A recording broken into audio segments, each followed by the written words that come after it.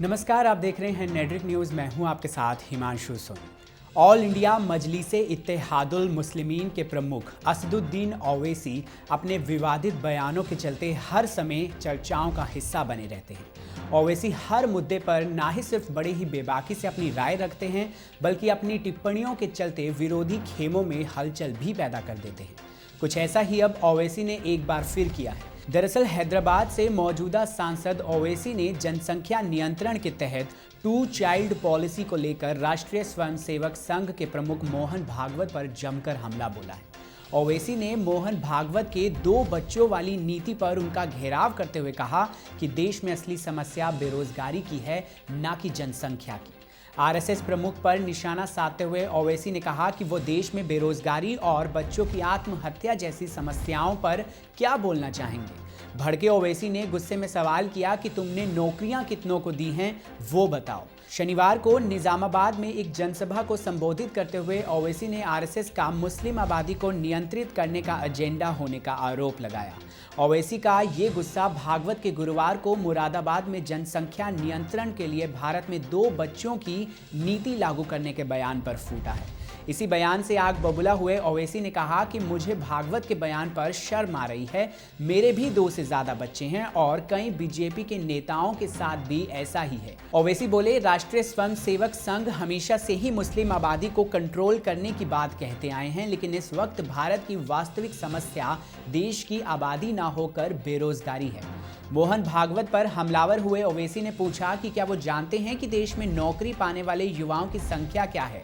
अपने इस बयान के दौरान ओवैसी ने देश में बेरोजगारी को लेकर दावा किया कि रोजगार की कमी के चलते साल 2018 में हर दिन 36 युवाओं ने आत्महत्या की है। क्या आरएसएस प्रमुख को इस बात का अंदाजा है? इस दौरान ओवैसी ने केंद्र सरकार पर भी जमकर हमला बोला। उन्होंने कहा कि आज देश में जिस तरह का डेमोग्राफिक रेशियो मौजूद है, वैसा किसी भी देश का नहीं है।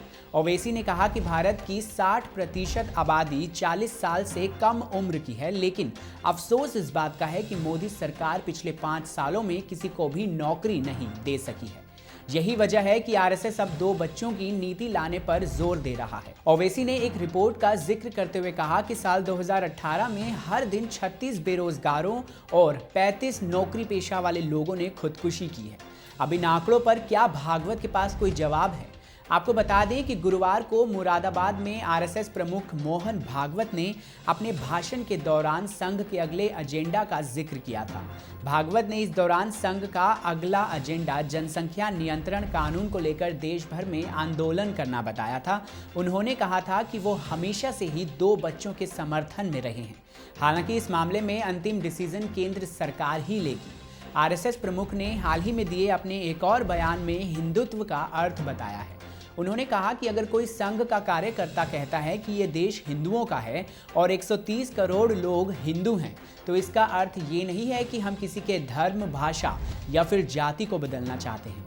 अब दोनों के बीच की इस जुबानी जंग में कौन अपने हथियार पहले डाल देता है, ये देखना दिलचस्प होगा। फिलहाल के लिए इतना ही। ऐसी ही और वीडियोस के लिए चैनल को सब्सक्राइब करना ना भूलें। आप देख रहे हैं नेडरिक न्यूज, साहस सच कहने का।